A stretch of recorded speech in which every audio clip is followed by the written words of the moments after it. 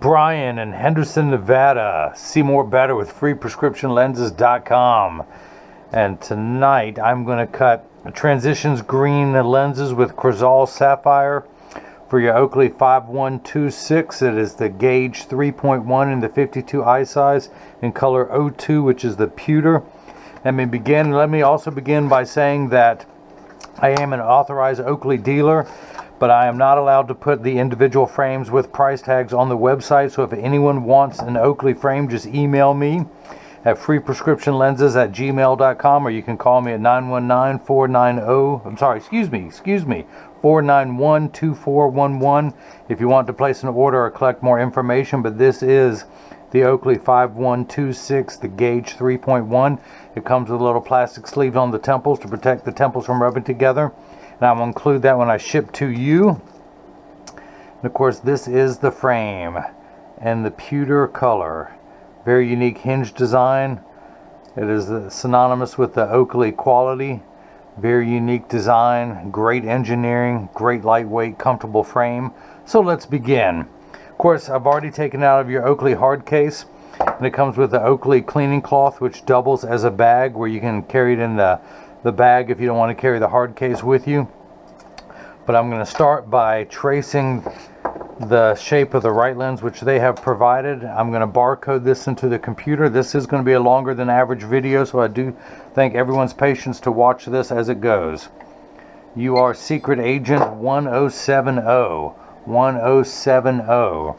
So here's something different for a drill mount. Normally you see me trace the frames. This time there's no frame to trace.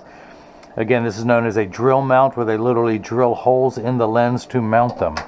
So I am going to trace the right, I'm going to take a picture of the lens. It's going to be the right lens, and I'm going to trace the pattern.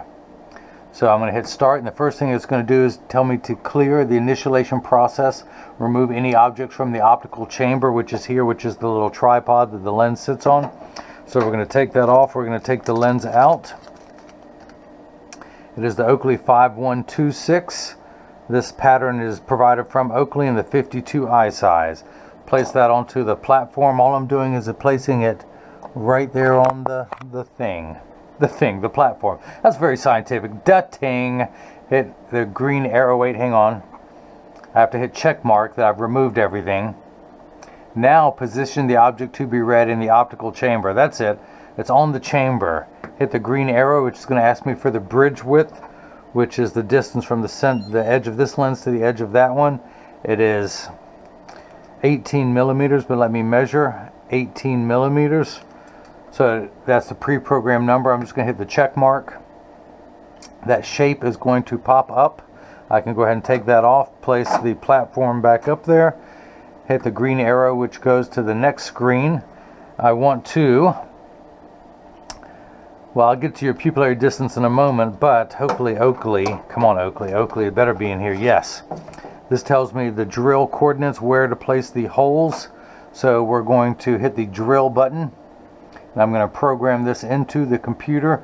And again, this is nice, so years from now, should you ever need new lenses for this frame, I can enter them, I can send you just the lenses only, and you can have someone there in Henderson, Nevada. I'm so tempted to say Nevada because I'm lazy, but I believe it's pronounced Nevada.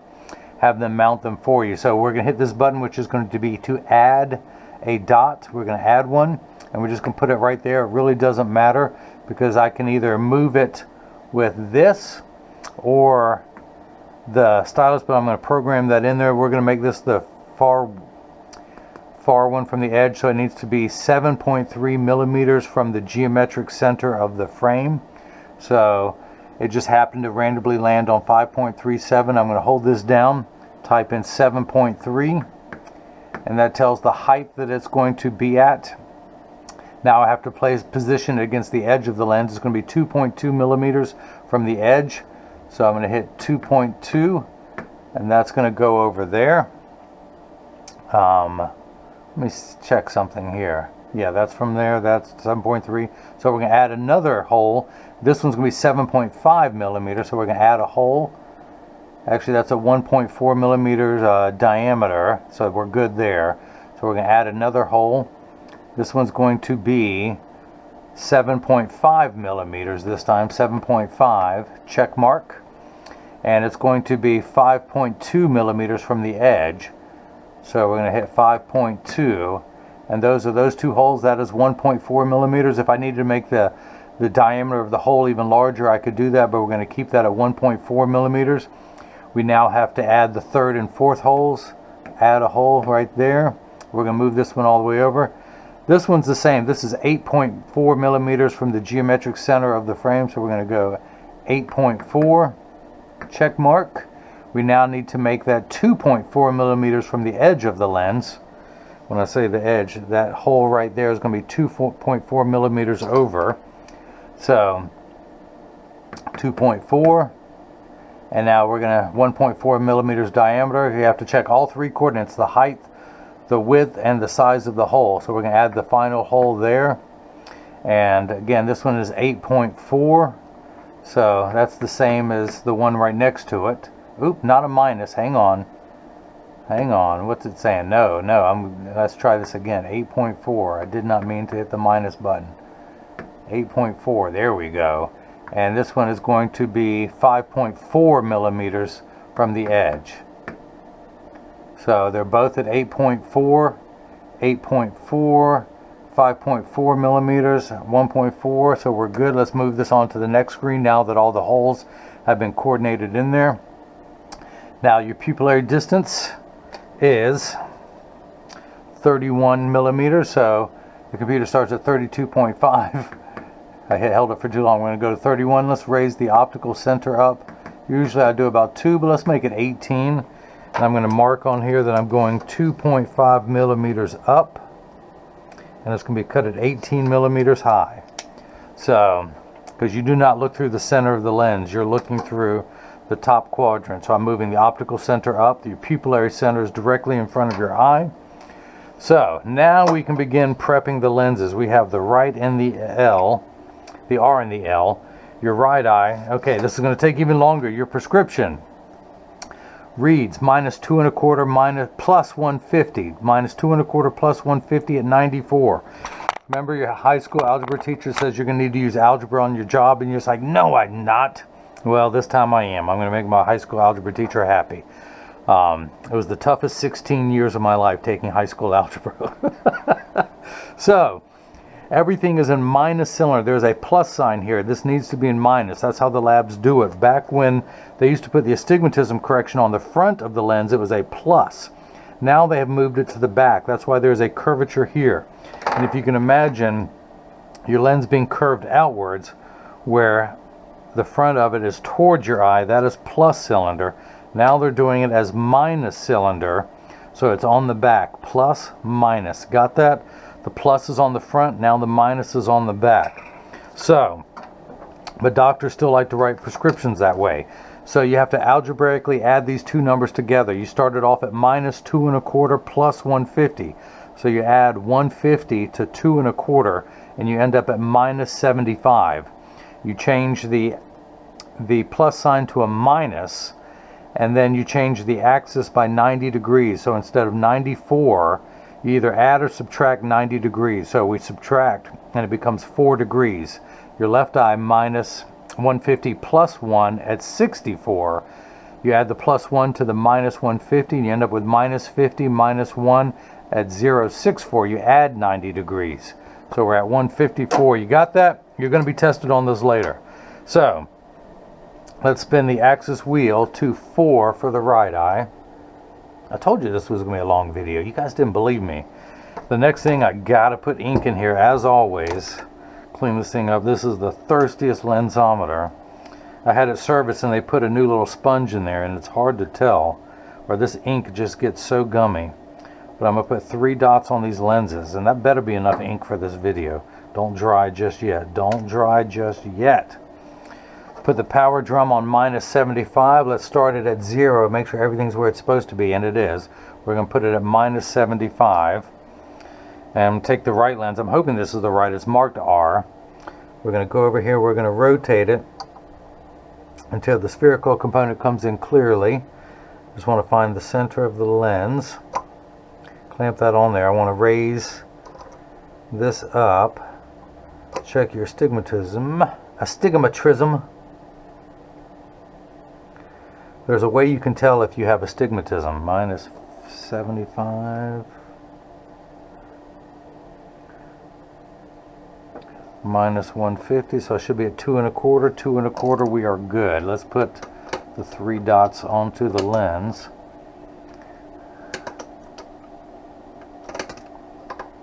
And those are the 3 dots. That is the right lens. We'll keep the R on those. Do the same thing for the left. Spin the axis wheel to 154. 154. And put the power drum on minus 50. Put the lens in. Rotate until the spherical component comes into view. Check your astigmatism correction. Make sure that looks good. And it does. And now let's put 3 dots on this lens. Come on, 3 dots. Come on, 3 dots. I'm going to throw this $1,500 machine against the wall if it doesn't work. So, dot, dot, and dot, dot, dot, dot. So, this is a block. I need to attach this to your lens, so I need a double-sided adhesive sticker, of which I've got 2 right here. Let me pull 2 off. Uno, dos. Spin that around, put the sticker onto the first one. Do the same thing now for the second one. Pull the paper away to make the black side sticky. Now on the back is a magnet. It's going to do its job twice today. The first time it's going to attach itself to a magnet here in the arm, and then into the old chuck, the chuckster. Place that there. The reason I put those 3 dots on there, it tells me that it's oriented in there just perfectly. So I'm going to get that laid out just right. Your pupillary distance, the optical center height up. We're good. We're looking good. I'm checking some things. Make sure the lens is large enough, and it is. And now I'm going to hit the green button. And it's going to place the block onto the right lens. Let's do the same thing now for the lens that ain't right, just like me. Pull the paper away to make the black side sticky. Line up the magnet with the other magnet. Your pupillary distance, where's your card? 31 also for your left eye. 31, same optical center height of 18. We're good to go there.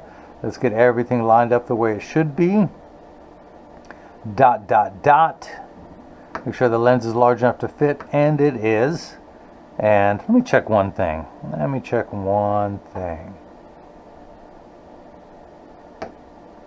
Yeah, it's about the same. I'm going to put it back the way I had it. Your lens has the same power on top as it does on the bottom. Now, if it rotates, you're not going to see as well. But a straight line is 0 to 180, 90 to 270, so you have the same power in the top, completely rotated over. And I was just going to see how the lens was positioned. Sometimes I have to flip lenses to get them to fit, but it's about the same amount of distance, so we're good to go there. And hit the button, and now the block is going to come down and go onto the left lens. Now this is the edger. This would cost $40,000. It weighs 200 pounds. I recommend everyone go out, buy their own, put it on your kitchen counter. Then you can cut your own lenses at home, and you won't need this guy, the slow guy with the bad punch, who's bad at math, to cut the lenses for you. Now it costs an extra $5,000 because of the drilling feature that we will be doing, the royal we that I will be doing. What am I looking for? The actual cutting wheel is over here on the far left. It's going to act like a heavy grit sandpaper. It is diamond crusted and will grind away the lens until it's the final size and be completely flat at the edges. It will not go onto the bevel wheel because it will not be needed. But then let's just show you. I'll show you the drill component of the machine. The door closes. There is a door there. This is the lever that comes out. This is what puts the safety bevel onto the lens. And you can see the little drill that will drill. This is a 1mm drill bit that will put a 1.4mm hole into your lens. So we're going to hit the go back button. Go back, jump back, got to kiss myself. But first, that is not the lens. We are on number 1070. So we're going to wake up the computer. That is the lens that we'll be cutting. The drill holes are there. These are polycarbonate lenses. You can see there's a flat bevel. It will not get the knife-like edge to go into metal or plastic frames. I'm not going to polish the edge of the lenses because I discussed that with him. I am going to put a safety bevel on the front convex surface of the lens so there's no sharp edges left over from the cutting cycle. And I'm going to put a slightly heavier bevel on the back side closest to the face. Let me put the lens in. I'm going to press that on there firmly. Place that into the chuck. Or by now, you know I like to call it the Charles because I don't know this machine well enough to call it Chuck. And the green arrow, which is starred in every language, the door closes. I'm just showing you the clean door.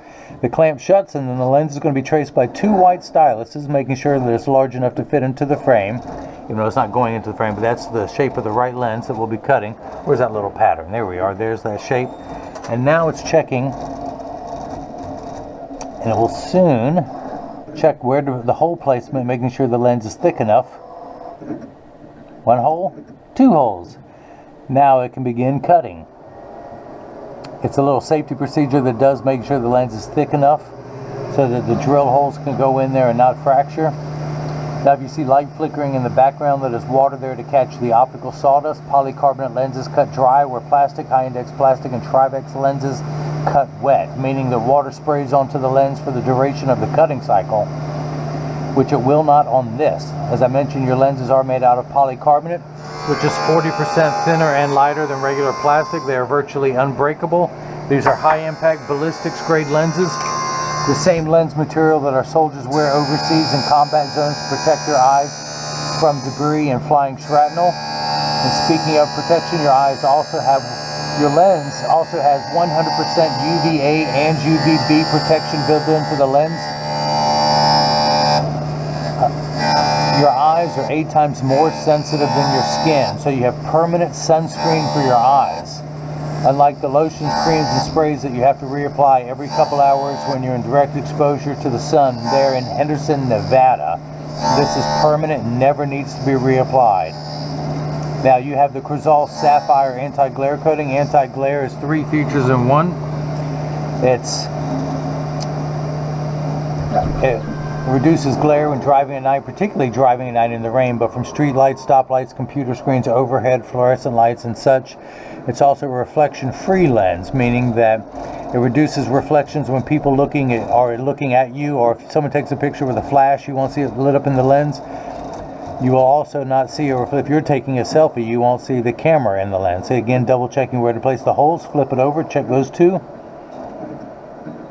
But also the third feature that I like is the practical side. It comes with the industry's hardest scratch coating, because the machine that applies the Crizal Sapphire costs well over $1 million. It takes over 24 hours to vaporize 8 different coatings onto your lens. So because of the time and the expense, they put the industry's hardest scratch coating on there to protect your time and investment. So it is going on to not the bevel wheel, but the flat stone, making sure the lens is completely flat around the edges.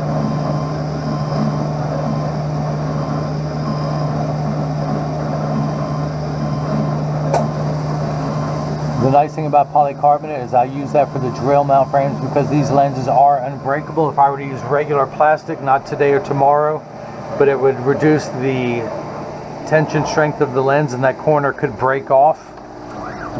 These lenses are unbreakable. So here comes that lever that you saw earlier. It's going to do a safety bevel, a light safety bevel on the front of the lens, and then the convex surface. Convex, and then it's going to do a slightly heavier bevel going around the back concave surface of the lens. And that concludes your vocabulary lesson of the day. Ding! Turn the page. So water is spraying onto the lens to wash away the optical debris. Most places charge an extra $40 to $50 to drill the holes because the labs, well, 95% of all optical shops don't cut their own lenses, so they have to hire a lab to do it. Now, I did hire the same lab to actually make your lenses, but then I will be cutting them here. So, can you see that drill bit through the water? Now it's going in and it's going to drill the first hole onto your lens. Again, this is a 1mm drill bit, so it's going to go through. Now, the drill bit is going to stay on the same horizon, if you will. The chuck is going to move the lens around ever so slightly to make the hole, there it goes, 1.4 millimeters. Now it's going to drill the second one.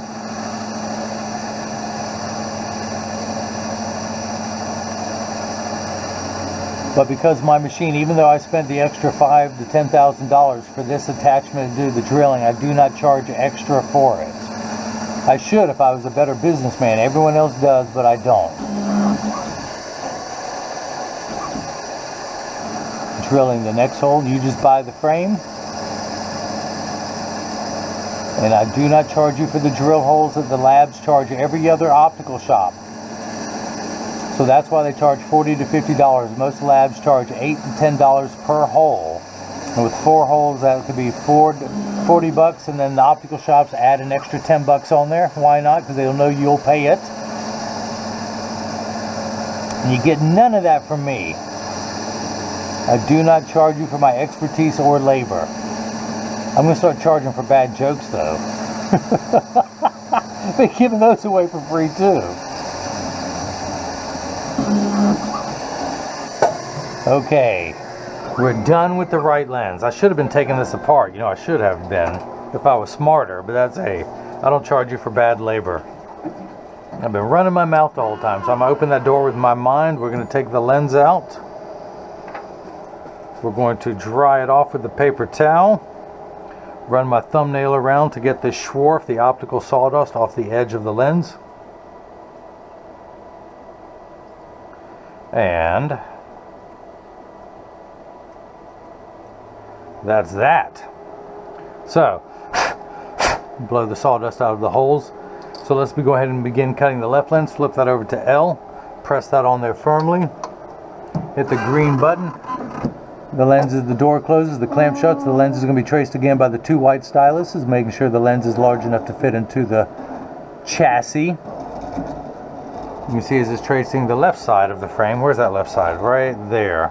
And just like before, knowing it's going to measure where to place the holes, but let me go ahead and begin. Let me take this apart. Let me get all my drill tools out. The first thing is this snipper. I want to cut the bushings that are holding the lenses on there together now. Plus this, you know, you'll see why the labs charge. It's more labor intensive. But I do not charge for that. I'm going to take the lens out. Wiggle, wiggle, wiggle, wiggle. There's a commercial on TV now about wiggle. I'm going to place that little tool that has the 2 spikes against these 2 spikes and push. There goes that one. Let's do the same thing on this side.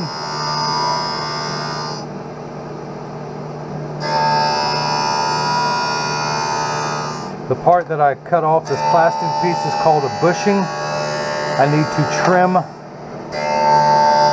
the rest of that. Let me get your case out of the way there.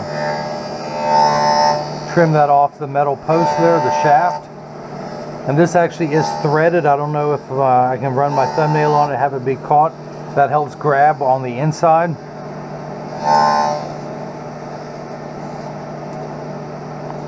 And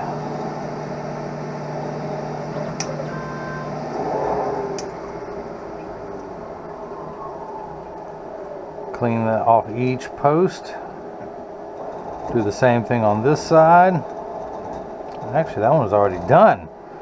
Okay, so I need to put 4 more in there. This is my little bushing container, my a contact lens case. How cute is that? Oops, not that side. Let's do this side, the white side. See, I faked myself out. Let me get 4. Well, 2 will start. Take this off. That's no longer needed. Dry that off in my hand. Put that in there. Put the sticker on there. Come down here. We're going to... So that is a bushing. Can everyone see that? That is what I'm going to push through the lens. Do one here. Do the same thing. Push that one in. My little cigar cutter. That's going to trim the excess. Depending on the different thicknesses of the lens, they give me a surplus, and I trim it down to fit. Drop that into the hole there. Do the same thing here. Push that through. Drop that in. Snip that. Clean up as I go. I take my favorite optical tool. Now this is a very fancy tool. I have this imported from China. I buy them 100 at a time. They won't sell you just one. You have to buy packs of 50 to 100. So let me take my imported optical tool, push that out and make sure none of the sleeves are in there. That bushing is now crimped a little bit. It is a hole. It is a cylinder. I want to open that cylinder up. Give it a little wiggle, wiggle, wiggle. push that in, wiggle, wiggle, wiggle, rotate, push it in, wiggle, wiggle, wiggle. Now say it with me, wiggle, wiggle, wiggle. Stick that back into the hole so I know where that's at. I start with the bridge. I'm going to push that into the first set of holes. That is in there. I'm going to push that forward. Take my silhouette tool. It's Adidas on this side, silhouette on the other. And it is a pair of pliers that has a pivoting head. So it rotates with the front surface of the lens. So place that onto the back, and then when I press down, you can see that it is crimped together. Yep, that's good. Let's go ahead and take the right temple. That is the right. Now I have accidentally in the past put the left on there. Usually when it's curved, it goes up there, but these are straight. I'm looking at the print.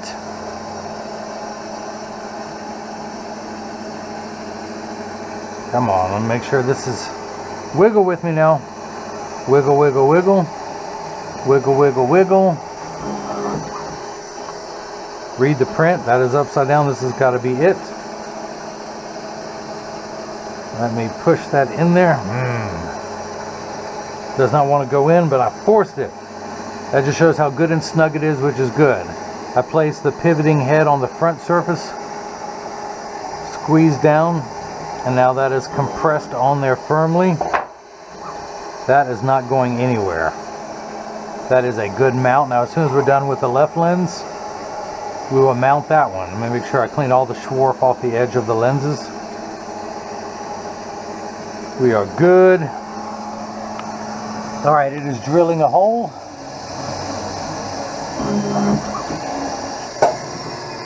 Hey, perfect timing. Perfect.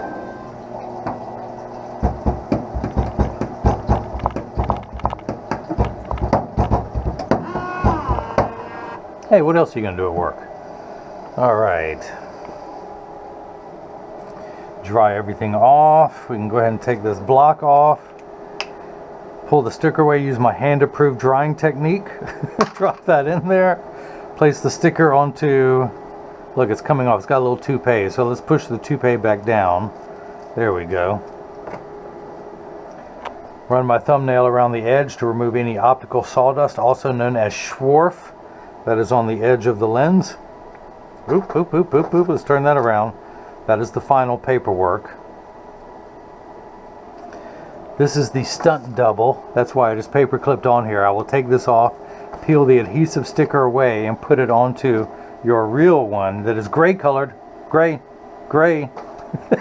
Not gray. Stunt double. Oh, me. Spend too many hours in the lab sniffing these chemicals. Okay, so I need 2 more of these. Guys, you know I'm kidding, right? I don't sniff this stuff. I drink it. I shoot it up. All right, back to work. No animals were harmed in the making of this video, but one did get a little tipsy, though. Okay, again, guys, you know I'm joking. All right, so put that in there. Snip, congratulations, it's the boy. Mazel tov. Let's do it again. First one didn't take. All right, I'm glad you guys like my bad humor. Clean that out. Ouch! Throw that back in there. Clean this up. Wiggle, wiggle, wiggle. Wiggle, wiggle, wiggle. I think that's a beer commercial. Puppy, dog, something, baby. I can't remember. All right, wiggle, wiggle, wiggle, wiggle, wiggle, wiggle. All right, so we're halfway there. Put the cutter away. So slide these 2 posts into these 2 holes, into the 2 bushings. That is on there good enough. I always like to get it started where, there we go. I can feel it give a little bit now. Flat side, pivoting side on the front, and then give it a squeeze. Good tight grip, inspect, that is in there good, that is flush and is not poking out crooked. Take this one, make sure the handwriting is right. Yes, it is. The font, the print, the scribble,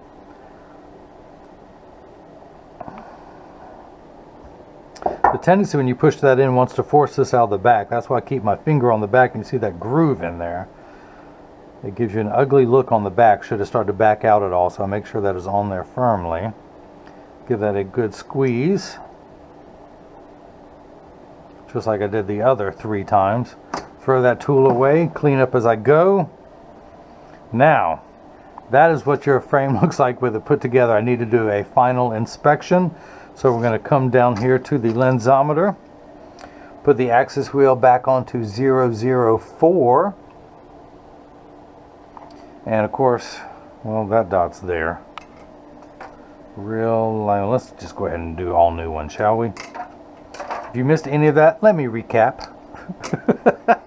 I told you you're not getting away with the bad jokes. I'm only going to put enough ink to do the center dot. That's the only one I'm concerned with now. The lens cannot be rotated now that it's mounted. But I do want to check your pupillary distance and the optical center. Then I'll get it in standard alignment. But we're on 004, that's your prescription. Minus 75, minus 150 at 4. Put it in. We're going to find the center of the lens. There's 3 straight Myers that are lining up, which tells me that it's at minus 75, because your prescription, there's the unit of measurement we use in the optical world is called a diopter, spelled D-I-O-P-T-E-R. Starts at 0 and goes in quarter increments on up. 0.25, 0.50, 0.75, and so on. So you're on the 3rd rung of a ladder. You are nearsighted. With your glasses off, you see everything better up close. The farther away it gets, you need far-sighted correction. So you need 3 steps of far-sighted correction. Minus 75, minus 75. 1 tick mark away from 1. Now, once everything is the correct size, you have 6 additional steps of astigmatism correction. You have minus 75 this direction, minus 150 this way. You have these 2 curves, and that's how you line those 2 curves up. That is the cylinder, the astigmatism on the back. If you can imagine your lens being cut like a can, that is a cylinder on the back surface. So, let me put everything back the way it's supposed to be in the center. So, we're going to check that, and we end up at minus 2 1/4. That's because you add 2 like signs together. So if someone had borrowed 75 cents from you, then they borrowed another $1.50, they would owe you $2.25. That's where we're at, $2.25 in the red. So let's go ahead and let's put a dot for your pupillary distance. The OC height, it still doesn't want to put much there. Spin the axis wheel to 154 for your left eye. Read the power. We should be getting minus 50 if all goes well. Let's get everything lined up and centered. Minus 50, exactly halfway between 0 and 1. Before this thing dries anymore, let me put the dot on your lens. And then check your astigmatism correction, and we have minus 150, exactly halfway between 1 and 2. I couldn't have done a better job if I'd cut these lenses myself. And that is still so light. So, darken that one so you can see. So, your pupillary distance is 31 in each eye for a combined value of 62. I'm going to turn the card around, place the PD stick against my thumb on your right lens, and then we hold it up to the left lens. We're getting 62 millimeters, so that is cut perfectly. The optical center height is 18 millimeters from the bottom of the lens. Put on that dot, and we hold it up. We're getting 18 and 18. So, this is the point in every video that as I clean your lens, let's get this cleaned up.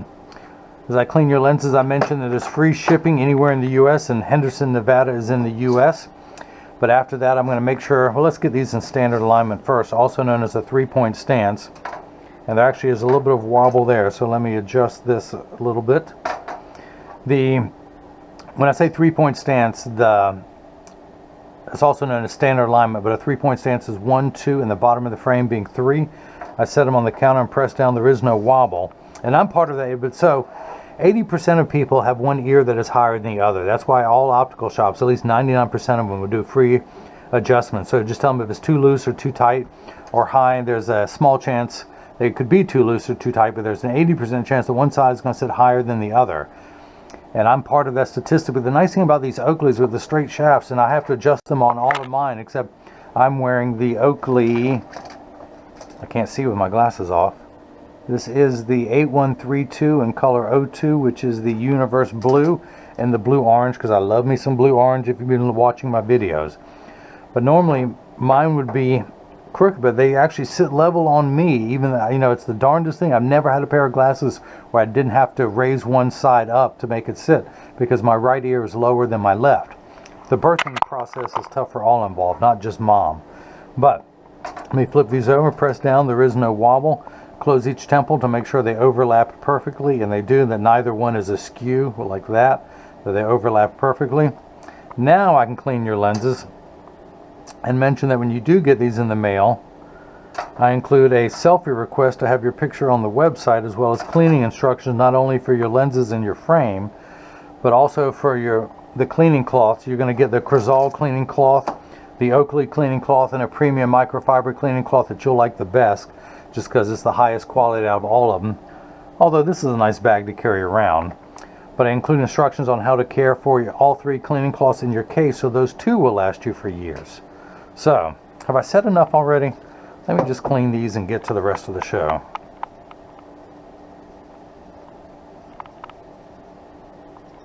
This video is long enough, and I am hungry. I stay late. I can't make these videos when I'm at work because the phone's ringing or patients coming in, so I got to do it before hours or after hours. So I field test every cleaning cloth that I ship to make sure that it works perfectly. So Brian, you can't say that you can't get your lenses clean because I just did it with your cloth. When you get this in the mail and there's a wrinkle, you know that I've used it, and you can't say that it won't clean. So that's what your Transitions green lenses look like the first time. While they're still virtually clear, I'm going to go ahead and activate them, meaning I'm going to give them a strong burst of ultraviolet light. With my Transitions box is trying to fall off the back. Let me put that in there. It just wants to flip because it's not large enough to stand up on its own. I may have to hold it. Come on, come on. Getting fingerprints all over, that's not a good thing. Alright, I'm going to hold it just on my finger there. As you can see, all transition lenses get dark on, well, it takes about 45 seconds to a minute 15 to get dark. It takes a little bit longer to return back to clear. But as you can see, all transition lenses will get dark on day 1 and continue to darken every day for the first 2 weeks they're exposed till they reach their maximum performance. Now, they'll work for years that way. The only time they won't work is if you're behind the windshield of a car. The Transition Signature 7 lenses do not get dark inside of a car, where the extra active will get 30 to 50%. They're also temperature sensitive, meaning they'll get darker when it's 85 and below than they will when it's 95 and above. But I remind everyone, when it's 100 degrees outside, you're miserable, they're miserable. Nobody works at 100% when it's 100 degrees outside. Now, the extra active will get darker outside. They do retain a little bit more color inside. He wanted something that was as clear as possible. So that is it. That is the green, the Transitions green. You can see they've been activated the first time. So that is it. If you have any questions, you can email me at freeprescriptionlenses@gmail.com, or simply click the contact me button on the website. Although some people have a hard time getting through, you can also just leave a message down below in the comments section. If you like what you've seen, or if you haven't still subscribed to my YouTube channel, you can follow me on Facebook and Instagram as freeprescriptionlenses.com, and on Twitter as freerxlenses. You can see how these are lightning as I keep running my mouth. So, Brian in Henderson, Nevada. I hope you enjoyed watching as I cut Transitions green lenses with Crizal Sapphire for your Oakley 5126, color 02, which is the pewter in the 52 eye size. Now, this frame sells for $250. Again, if anyone has any questions, as I mentioned before, I cannot individually list the prices, each frame and the prices on the website. So, you know, he emailed me and I said I can make it happen. So this frame sells for $250. The Transitions adds a little more money. The Crizal Sapphire, which is their high-end, most top-of-the-line Crizal coating. It is the clearest coating inside with the least amount of reflection of any of the Crizal coatings. That sells for $139.99. So again, thanks for watching, and hopefully everyone else has got the chance to see how I bring that love and feeling back to glasses. Thank you.